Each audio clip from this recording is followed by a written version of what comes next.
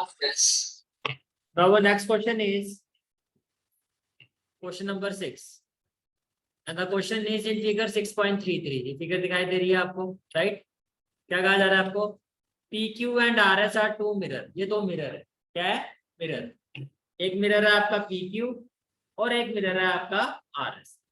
Place parallel to each other. Means according to the question, first given information क्या है जो हमारे काम की है कि PQ जो है वो RS के क्या है? पैरेलल. यहाँ समझ में आ रही है? PQ RS के पैरेलल है. एंड इंसिडेंट रे AP, ये कौन सी रे है आपकी? Incident ray. इंसिडेंट रे पता है ना क्या होती है? रिफ्लेक्टेड रे क्या होती है? ठीक है. एंड इंसिडेंट रे AP, ये जो इंसिडेंट रे AP है, स्ट्राइक द मिरर PQ. देखो इसने स्ट्राइक किया यहाँ पर, और स्ट्राइक करने के बाद इंसिडेंट रे क्या हो जाती है? रिफ्लेक्टेड. तो ये हो गया रिफ्लेक्टेड रे आपकी. ठीक है. The reflected ray moves along the path BC. अब ये जो रिफ्लेक्टेड रे है वो BC के अलोंग मूव कर रही है. कह रहे हैं अब इस मिरर के लिए ये इंसिडेंट रे हो जाएगी. बोलो यस और नो. इस मिरर के लिए क्या हो जाएगी? Incident ray. और ये क्या हो जाएगी? Reflected ray. अब आपको कहा जा रहा है कि प्रूफ करो कि ये जो AB है और ये जो CD है ये पैरेलल होगा. जो AB है और CD ये क्या होगा आपका? पैरेलल. क्वेश्चन आगे समझ में. ठीक है. इसको करने के लिए हमें कंस्ट्रक्शन करनी है.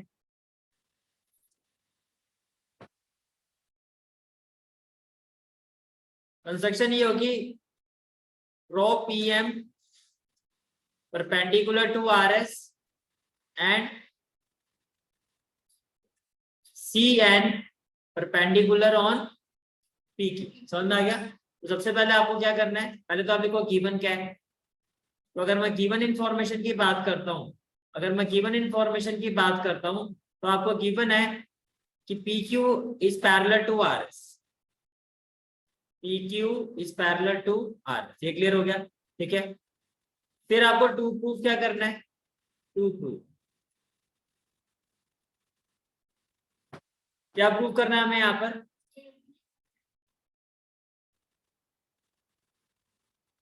हमें प्रूफ करना है that AB is parallel to CD.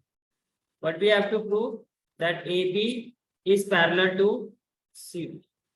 ये क्लियर हो गया यहाँ तक? ठीक है. अब इसको प्रूव करने के लिए हम क्या करेंगे? हम कंस्ट्रक्शन करेंगे. तो हमने कंस्ट्रक्शन को किया. तो हमने क्या कंस्ट्रक्शन किया है कि ड्रॉ BM परपेंडिकुलर. किस पर perpendicular? RS and CN perpendicular on PQ. यहां तक कोई भी डाउट है तो बताओ. क्लियर है यहाँ तक सारी चीजें? ठीक है. अब आपको क्या करना है? Let this angle be 1, this angle be 2, this angle be 3 and this angle be 4. यहां तक क्लियर हो गई बात? ठीक है. Can I say that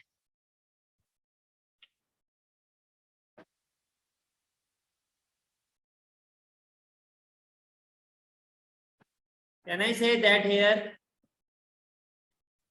angle 1 is equal to angle 2 and angle 3 is equal to angle 4. क्यों? कौन सा लॉ होता है? Yes, angle of incidence is equal to angle of reflection, और इसको हम कहते हैं law of reflection, by laws of reflection. ये चीज समझ में आ रही है? ठीक है. क्लियर है यहाँ तक? अच्छा.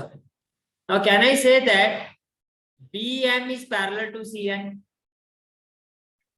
अब क्यों ये भी बताता हूँ आपको, रीजन बताता हूँ मैंने कहा BM is parallel to CN because perpendicular draws between two parallel lines. Two parallel lines are parallel to each other.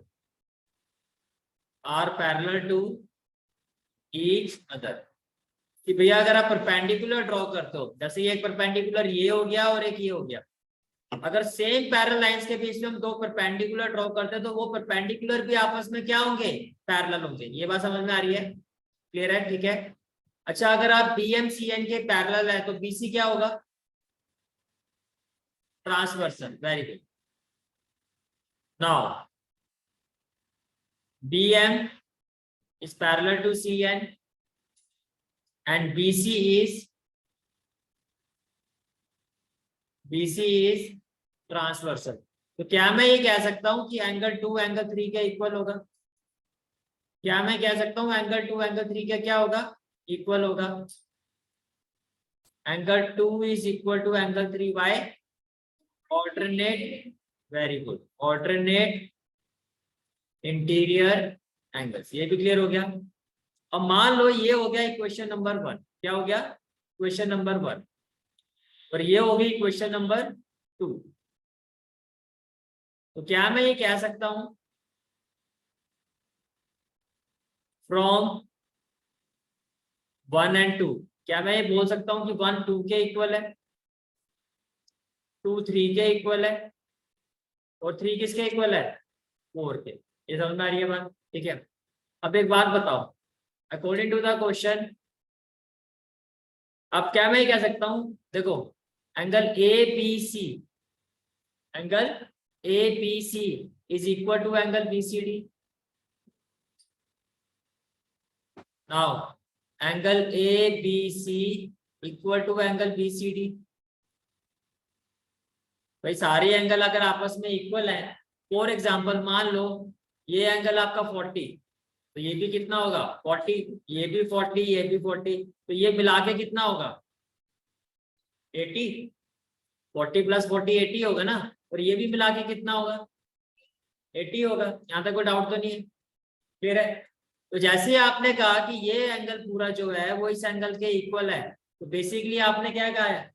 तो ये ऑल्टरनेट इंटीरियर एंगल ही तो है, और ये ऑल्टरनेट इंटीरियर एंगल्स अगर इक्वल है तो ये लाइन इसके क्या होनी चाहिए? पैरेलल, क्योंकि वो तो पैरेलल के बीच में होती है। ये चीज समझ में आ रही है बात? ठीक है। तो can I say that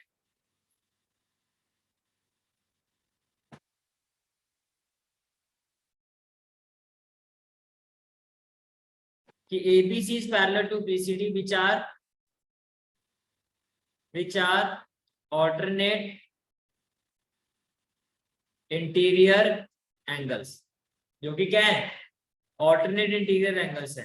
therefore AB is parallel to CD because alternate interior angles lie between parallel lines। कोई डाउट है तो बताओ। क्लियर है यहां तक? ठीक है। Now next question is of exercise 6.3. Now we are going to proceed with our next exercise, which is the last exercise of this chapter. In figure 6.39, this is the figure. This is the figure. Side QP and RQ of triangle PQR. Side QP and RQ of triangle PQR are produced to point S. QP को आपने produce किया S point तक, और QR को आपने produce किया T point तक। ये समझ में आ गया? प्रोड्यूस का मतलब क्या बताया था? एक्सटेंड करना। If angle SPR is equal to 135 degree, angle SPR ये आपका कितना है? 135 degree.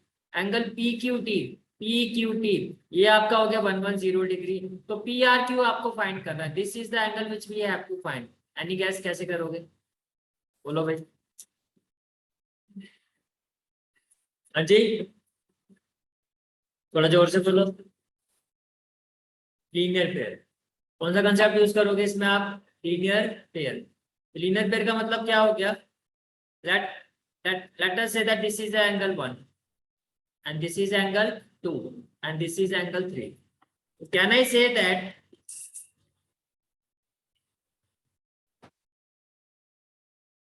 angle 1 plus angle SPR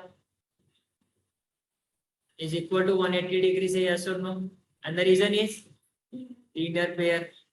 तो एंगल 1 प्लस एंगल SPR कितना है आपका? 135 degree. It is equal to 180। तो एंगल 1 कितना हो जाएगा? 180 degree minus what will be the value of angle 1? 10 minus 5 5 7 minus 3 4। ये क्लियर हो गया? ठीक है। Now can I say that angle 2 plus angle PQT again equal to 180 degree, and the reason is inner pair. Angle 2 plus P Q T कितना है आपका 110 degree and it is equal to 180 degree. तो angle 2 क्या होगा आपका 180 degree minus 110 degree. ये clear हो गया point. What will be the value of angle 2 that is 70 degree. तो ये दोनों एंगल आपने फाइंड कर। तो एंगल सम प्रॉपर्टीज हम एंगल 3 भी फाइंड कर सकते हैं। तो can I say that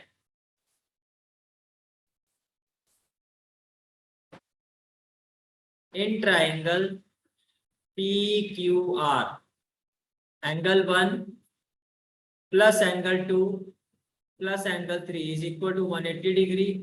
angle sum property ये क्लियर है। एंगल 1 कितना है आपका 45। एंगल 2 कितना है आपका और एंगल 3 आपको फाइंड करना है। तो एंगल 3 कितना हो जाएगा 180 डिग्री माइनस ये हो जाएगा 5 7 और 4 कितना हो जाएगा 11। यहाँ तक कोई डाउट है तो बताओ। What will be the value of angle 3 10 minus 5 5 7 minus 3 4। कोई डाउट है तो बताओ। क्लियर को 7 माइनस 1 6 7 माइनस 1 कितना हो जाएगा 6 10 माइनस 5 5 7 माइनस 1 65 डिग्री आएगा। 65 डिग्री यानी कि जो एंगल आपको फाइंड करना था P R Q that is angle P R Q is equal to 65 degree. Is it clear कोई डाउट। ठीक है नेक्स्ट क्वेश्चन ऑफ एक्सरसाइज 6.3।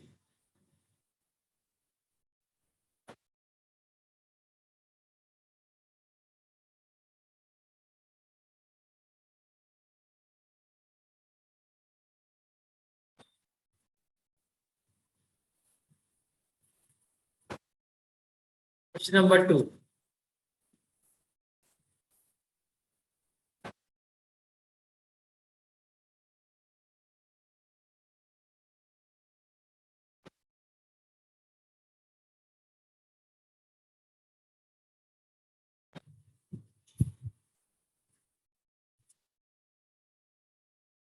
ये आपका क्वेश्चन है। अब देखो क्या है क्वेश्चन आपका। In figure 6.40 this is the given figure right. XYZ is equal to 54। ये पूरा जो एंगल XYZ है ये कितना है आपका 54। If YO and ZO are bisector of angle XYZ। अगर कोई एंगल बाइसेक्ट हो रहा है तो इसका क्या मतलब है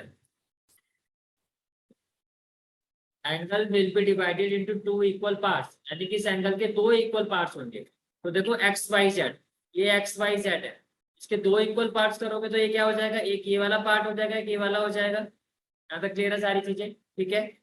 और फिर क्या है ZO बाइसेक्ट कर रहा है किस एंगल को XZY को। तो XZY ये भी बाइसेक्ट हो रहा है तो कहने से दैट ये भी हाफ ऑफ पार्ट इक्वल होगा। ये बात समझ में आ रही है सबको। आपको फाइंड क्या करना है एंगल OZY। एक तो आपको ये एंगल फाइंड करना है YOZ और आपको ये एंगल फाइंड करना है। पहले बताओ क्वेश्चन क्लियर हो गया। क्वेश्चन कैसे हम स्टार्ट करेंगे हम लिखेंगे first of all in triangle XYZ। Figure her question में आपको साथ साथ में बनानी है in triangle XYZ। Can I say that angle XYZ plus angle YZX plus angle ZXY equal to 180 degree and the reason is angle sum property yes or no। XYZ कितना है आपका पूरा एंगल है पूरा 54 वेरी गुड। YZX ये हमें पता ही नहीं है तो एज इट इज छोड़ दो प्लस ZXY अब बीच में x आ रहा है ना तो हम इसकी बात करें तो ये कितना हमारा 62 और ये सारी वैल्यू कितनी होगी आपकी 180 डिग्री। ये क्लियर है सारी चीज ठीक है। तो एंगल YZX ये कितना हो जाएगा 180 degree minus 54 degree plus 62 bracket लगा के मैं ऐसे लिख सकता हूं तो ये कितना हो जाएगा 180 डिग्री माइनस 4 प्लस 2 6 6 प्लस 5 11। ये क्लियर हो गया 10 माइनस 6 4 7 माइनस 1 6 64 डिग्री। बोलो भाई क्लियर हो गया। तो आपका ये पूरा एंगल जो है वो कितना आ गया 64 डिग्री। बोलो कोई डाउट ठीक है। अब मुझे फाइंड करना है एक तो ये एंगल और एक ये वाला। अब क्या मैं ये वाला एंगल फाइंड कर सकता हूँ? कैसे? आपने कहा, हाँ जी बोलो। वाई बाइसेक्ट कर रहा है ना इसको, तो ये जो एंगल होगा इसका हाफ होना चाहिए फिर। क्या होना चाहिए? हाफ। तो आप लिखोगे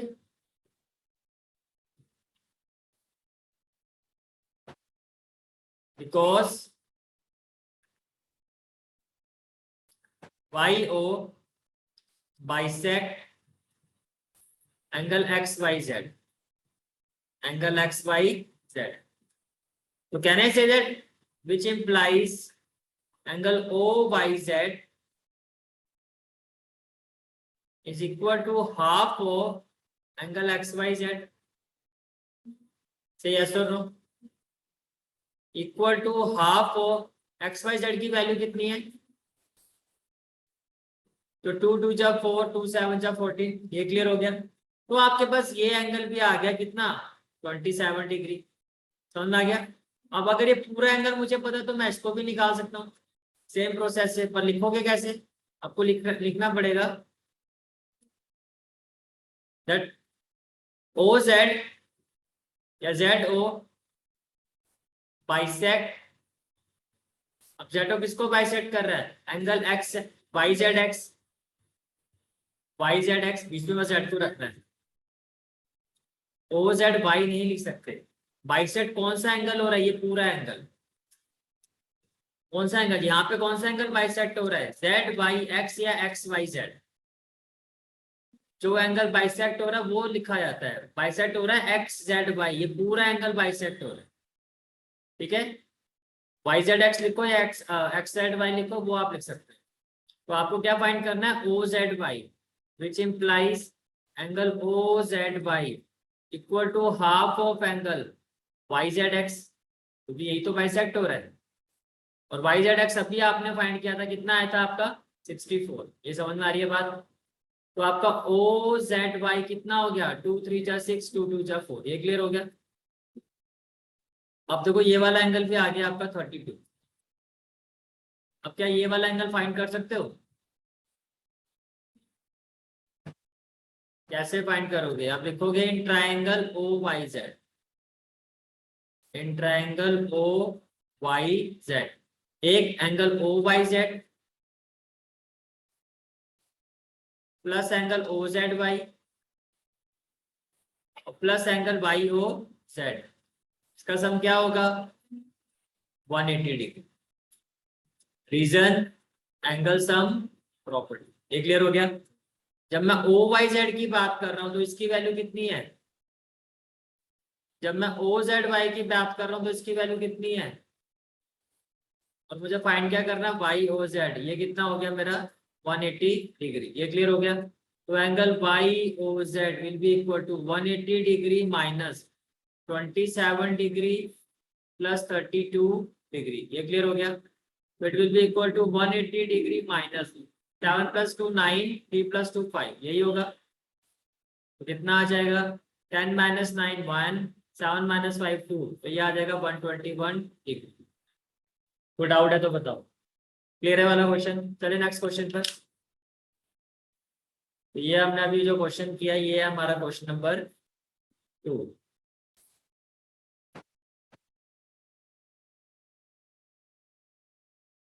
Now next question is question number 3.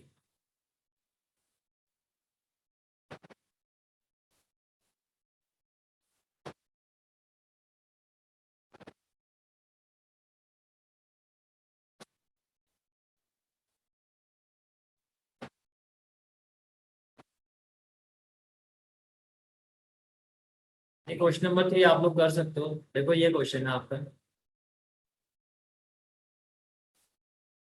This is the question.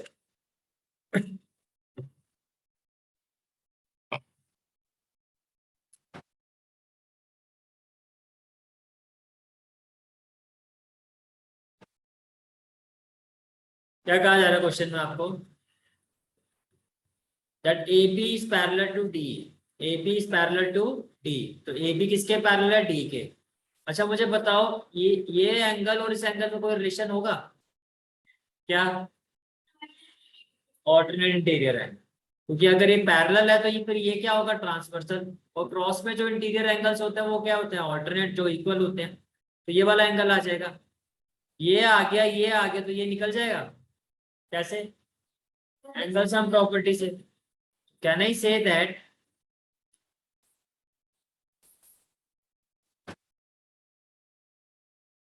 First of all आप लिखोगे A B is parallel to D,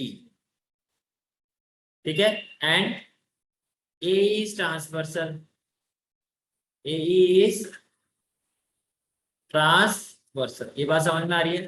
ठीक है, it implies angle B A is equal to angle A E D, angle B A is equal to angle A E D. ये clear हो गया? Reason alternate interior angles, ये clear हो गया, ठीक है। तो एंगल बी ए कितना है आपका, 35 डिग्री, इक्वल टू क्या हो गया, एंगल ए ई डी। ये समझ में आ गया? तो ये एंगल आपका कितना आ गया, 35 डिग्री। बताओ क्लियर है यहाँ तक? In triangle C D E, angle C D E plus angle D E C plus angle E C D is equal to 180 degree. Reason angle sum property. ये क्लियर हो गया, ठीक है।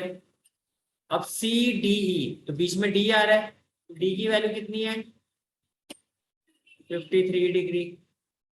डी ई सी, तो ई की वैल्यू कितनी है, 35 degree, plus E C D, ये आपको फाइंड करना है। Can I write it as angle E C D is equal to 180 degree minus with in bracket 53 degree plus 35 degree. सही, यस और नो? तो angle E C D equal to what, 180 degree minus 5 plus 3 कितना हो जाएगा, 8, और 5 plus 3 कितना हो जाएगा, 8। What will be the answer भाई? 92 होगा, 92। 10 माइनस 8 हो गया आपका 2, 17 माइनस 8 हो गया 9। तो this is the final answer of this question. This is the final answer of this question. Let's move to the next question.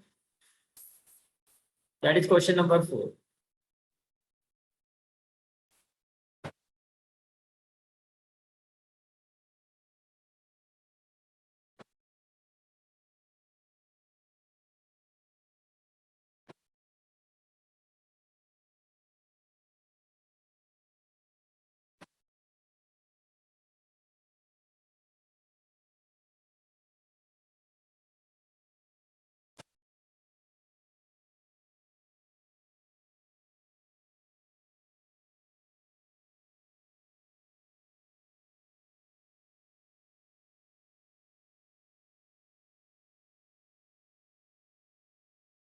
ये है आपका क्वेश्चन नंबर 4।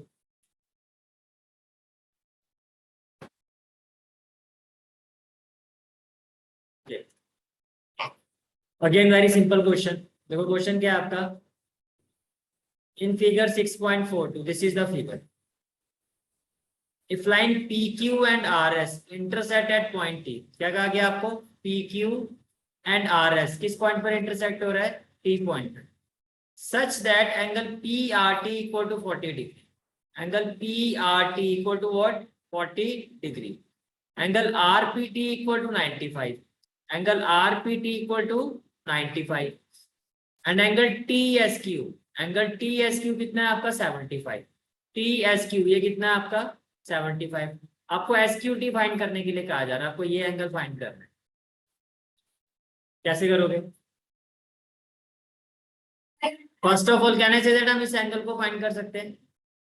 कैसे? एंगल सम प्रॉपर्टी से।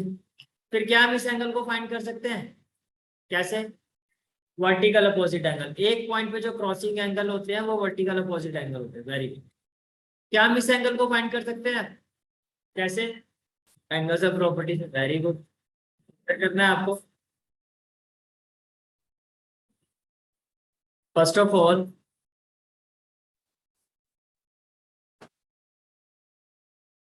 इन ट्राइंगल PRT, PRT, इसको angle 1 ले लो, इसको angle 2 ले लो और इसको एंगल 3 ले लो। तो मैंने लिखा angle P plus angle R plus angle T, ये किसके इक्वल होगा? 180 degree. Reason angle sum property. Angle P की वैल्यू कितनी है? एंगल R की वैल्यू और एंगल T की वैल्यू एंगल 1 हो गया ये आपका। या एक काम करो,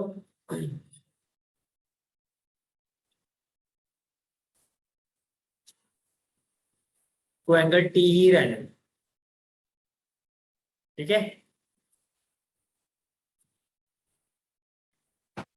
एंगल T इक्वल टू कितना हो गया? 180 डिग्री। अब देखो यहाँ पर एक कंफ्यूजन ये हो रही है कि T यहाँ भी है यहाँ भी है, तो आइडियली फिर हमें क्या करना चाहिए? प्रॉपर मेंशन करना होगा एंगल को। क्या करना होगा? Proper mention. प्रॉपर मेंशन कैसे करोगे? इसको लिखोगे PRT,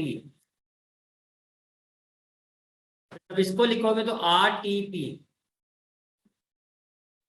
और जब इसको लिखना है तो TPR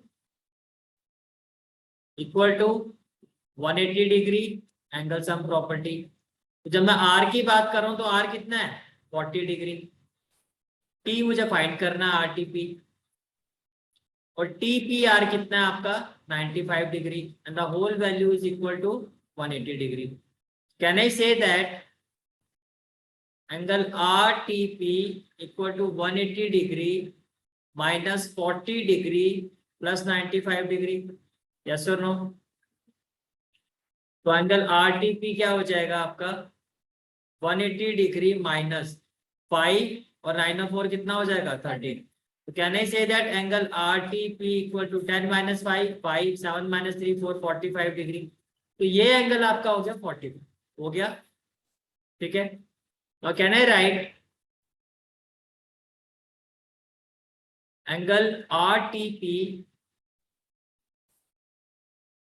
is equal to angle STQ? Reason vertically opposite angle. तो एंगल RTP कितना है आपका? 45 डिग्री। तो आपका STQ भी कितना आ गया? 45 डिग्री। तो ये आ गया 45। कितना आ गया आपका? 40। चलो जी अब आगे चलते हैं। तो अब क्या करेंगे हम? In triangle TSQ, in triangle TSQ, angle TSQ plus SQT और प्लस QTS, ये किसके इक्वल होगा? 180 degree. Reason angle sum property. TSQ ये कितना हो जाएगा? 75 डिग्री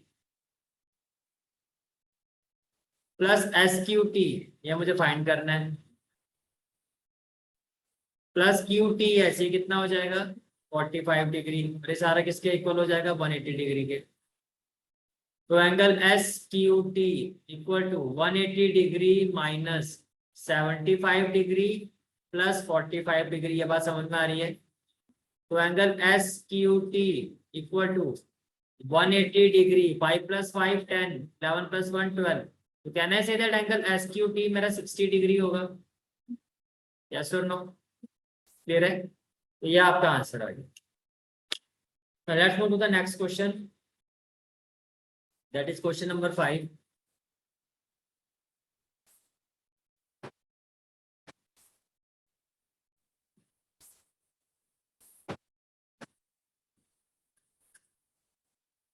पहले एक बार इस क्वेश्चन को आप लोग ट्राई।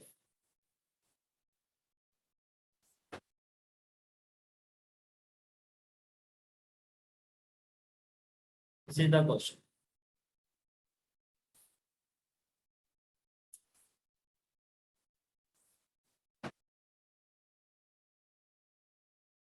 तो बताओ मुझे क्या आंसर आ रहा है?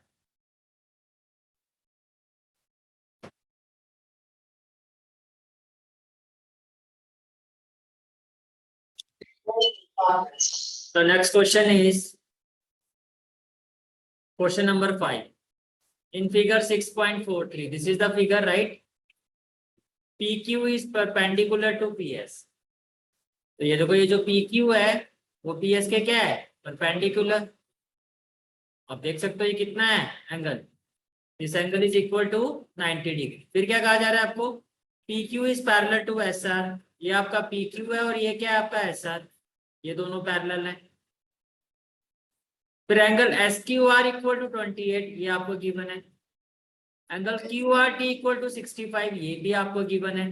आपको कहा जा रहा है कि x फाइंड करो और y फाइंड करो। तो पहले मुझे ये बताओ, कैन आई से that this complete angle is equal to this one? Reason? Alternate interior angle, very good. What we will say, that PQ is parallel to ST and QR is transversal. QR is transversal, ये मानते हो, ठीक है? Can I say that angle PQR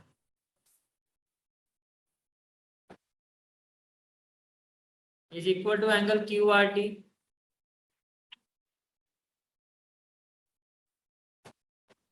right? अब जो आपका PQR है, PQR ये कंप्लीट एंगल, इसमें क्या है, एक तो है एंगल PQS और प्लस एंगल SQR और इक्वल टू एंगल QRT। अब सबकी वैल्यू पुट करो। जब मैं कह रहा हूँ PQS इट मीन्स x, जब मैं कहता हूँ SQR इट मीन्स 28, और जब मैं कहता हूँ QRT तो इट मीन्स 65। तो can we find the value of x? It will be equal to 65 degree minus 28 degree. ये क्लियर हो गया? तो x will be equal to 15 minus 8 कितना, 37। 15 माइनस 8 7 हो जाएगा आपका, 5 माइनस 2 3। तो x आ गया, x कितना आ गया हमारा 37। अब ये आपका कितना है 90। तो क्या हम इसको फाइंड कर सकते हैं? बिल्कुल फाइंड कर सकते हैं। इंट्राएंगल PQS, ये समझ में आ रहा है? In triangle PQS, angle PQS plus QSP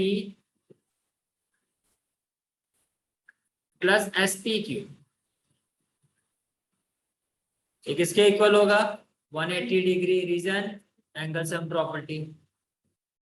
तो एंगल PQS ये हो गया आपका x, एंगल QSP ये हो गया आपका y, प्लस एंगल SPQ ये हो गया आपका 90 degree, and the whole value is equal to 180 degree. अब x कितना है हमारा 37, प्लस y हमें फाइंड करना है, plus 90 degree equal to 180 degree. What will be the value of y? It is 180 degree minus 90 degree plus 37 degree. So y will be equal to what? 180 degree 7 और 9 plus 3 कितना हो जाएगा 12. Finally y is equal to 10 minus 7 3, 7 minus 2 5, and this is the final answer of this question. Clear है यहाँ तक? No doubt? चले आगे. Now the last question, the most important question of this chapter, the most, बहुत expected question है, almost हर साल ही paper में आता ही आता है।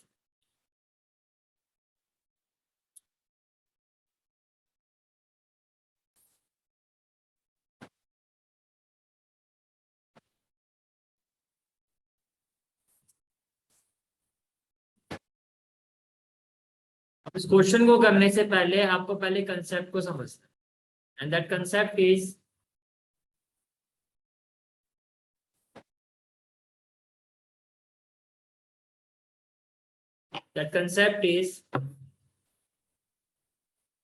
an exterior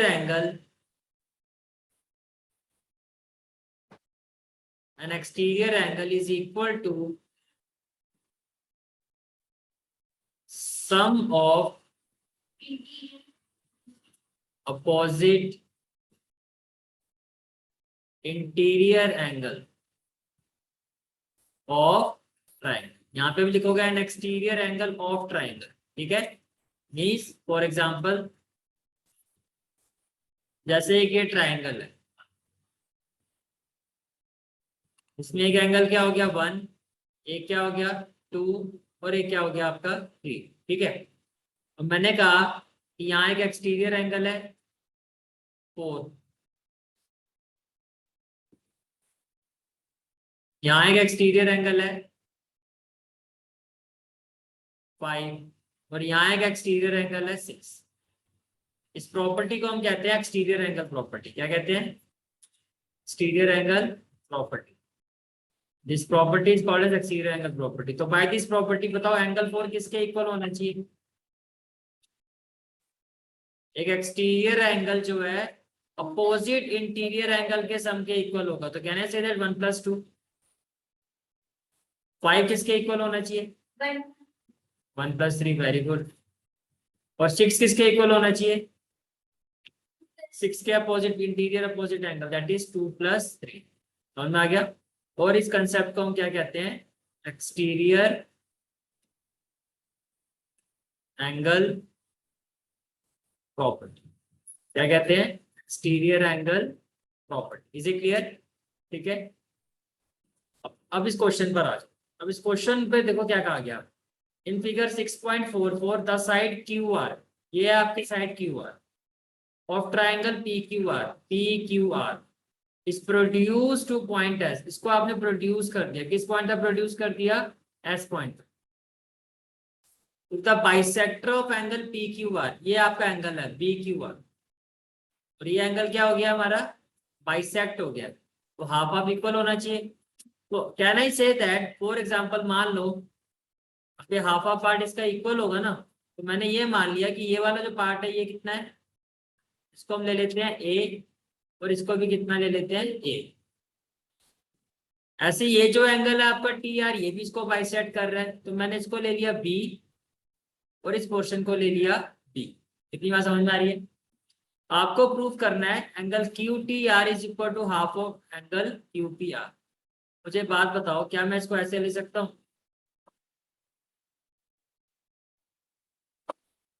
in triangle Q T are, पहले इस ट्राइंगल की बात करो, Q T are. Q T are की जब मैं बात कर रहा हूँ तो कहने से दैट ये इसका एक्सटीरियर एंगल है। क्यू टी आर का ये एक्सटीरियर एंगल है या नहीं है ना? तो कहने से that angle exterior angle T R S, exterior angle T R S is equal to sum of interior opposite angle, that is RQS और प्लस QTR, यही होगा। अब जो एक्सटीरियर एंगल TRS है वो क्या है आपका? B। RQS ये क्या है आपका? A। और QTR की वैल्यू हमारे पास नहीं है, तो मैंने यहां से फाइंड कर लिया एंगल QTR जो मेरा होगा B - A। इतनी बात समझ में आ रही है आप? फिर यहां तक ठीक है। अब देखो सिंपल सा लॉजिक बता रहा हूं आपको। पहले आपने फाइंड करना ये जो आप कर चुके, अब हम फाइंड करेंगे क्यू पी आर। अब क्यू पी आर देखो, क्यू पी आर तो ये ट्राइंगल है, क्या हो गया भाई? नहीं पढ़ना, कुछ और पढ़ लो।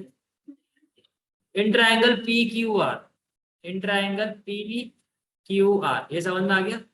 ठीक है।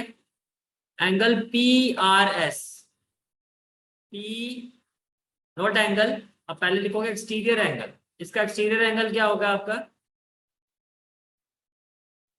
Exterior angle which one? P R S, P R S, ये पूरा इसका एक्सटीरियर एंगल होगा opposite to sum of interior opposite angle, that is R Q P या पी क्यू आर का हुआ P Q are plus Q P are. ये समझ में आ रहा है? तो जब मैं कह रहा हूं पी आर एस, तो ये पूरा एंगल कितना होगा? बी प्लस बी, कहना है that 2b। P R S ये पूरा कितना होगा? 2b। तो ये हो गया आपका 2b। पी क्यू आर ये भी पूरा कितना हो जाएगा? 2a। और क्यू पी आर मुझे फाइंड करना है। तो यहां से अगर मैं इसको ऐसे ले सकता हूँ, angle Q P R equal to 2b minus 2a, कोई डाउट? क्या मैं इसको ऐसे ले सकता हूँ, Q P R equal to, यहां से अगर मैं 2 कॉमन ले लूँ तो ब्रैकेट में क्या आ जाएगा, b माइनस ए, कोई डाउट यहाँ पर? और b माइनस ए की वैल्यू क्या है यहाँ पर? क्या मैं इसको ऐसे ले सकता हूँ, Q P R equal to twice of angle Q T R from equation 1। ये क्लियर हो गया? ठीक है, which implies angle Q T R equal to half of angle Q P R. फिर यही आपको क्या करना था, प्रूव करना था, hence prove. Is it clear? ठीक है, तो ये आपका पूरा चैप्टर कंप्लीट होता है। अब कुछ हम इंपॉर्टेंट एग्जांपल डिस्कस करेंगे नेक्स्ट क्लास। ठीक है।